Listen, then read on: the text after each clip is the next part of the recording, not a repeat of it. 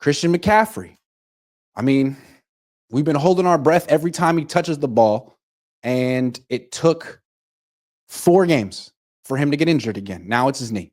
It's a PCL. It's unclear if he needs surgery.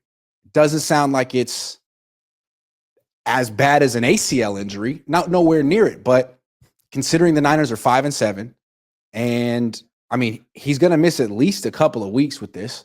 By the time he comes back, they could be 5-9, 5-10, at which point, what's the freaking point of having him out there? I think it's a shame that this happened to Christian McCaffrey because it seems like not a fluke. It seems like organizational malpractice. It was organizational malpractice to run him into the ground the last couple of years. That's how they ended up in this position with him having bilateral Achilles tendonitis and missing half the season.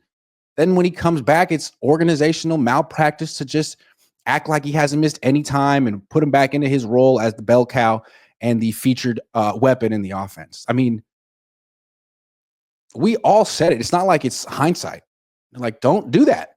He's not ready. And the thing about injuries like this, we've seen it with so many players. You'll have an Achilles injury and you're trying to play through it and you're compensating, overcompensating, trying to use other things, and you hurt something else. Klay Thompson did that. Klay Thompson tore his ACL, was coming back during the rehab process, tore his Achilles. So one thing's connected to the other, and this is the risk the Niners were running. Now, thank goodness it's not an ACL. Thank goodness it's not an MCL. Thank goodness it's not an Achilles. This shouldn't, unless we haven't gotten the full story here, which, would be very 49ers, but assuming it's just a PCL, he shouldn't need off-season surgery. But I think the main takeaway with McCaffrey is the days of him being the bell cow are freaking over. If Kyle Shanahan's going to remain the coach of this team and they're going to bring back McCaffrey next year, which, he's still hungry. He still cares, unlike some of the players on this team, but you have to use him a totally different way. And he's the highest paid running back in the league. He can't be a full-time feature starter. He should be a guy who gets half the carries, tops.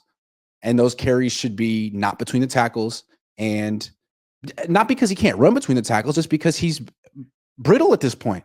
You don't want him taking extra punishment because he's taken too much punishment in his career, especially on the 49ers. So, again, it took 4 games for Kyle Shanahan and the Niners and McCaffrey to do what we were all hoping they wouldn't do, which is overuse him and get him hurt. And it wasn't the Achilles, it was the knee. Thank goodness it's not the ACL. But they were playing with fire since they got this guy, certainly since he came back. And this is what happens.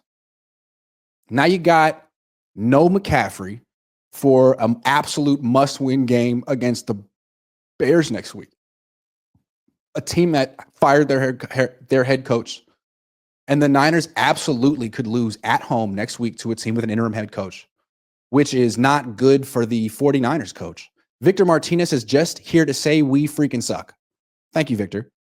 You don't. Sachin says Allen is a freak. That is what you need to win. Yeah, the Niners don't exactly have that. Carlos says, did anyone tell Diva Samuel to lock in? I don't think so. G Master Cupcake says hire Marcus Freeman. Bob Oso says QC more like Nostradamus.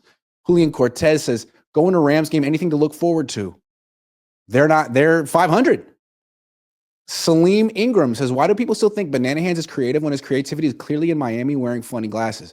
Even McDaniel isn't that creative. Kyle Shanahan's entire coaching tree is going down. Slowick, McDaniel.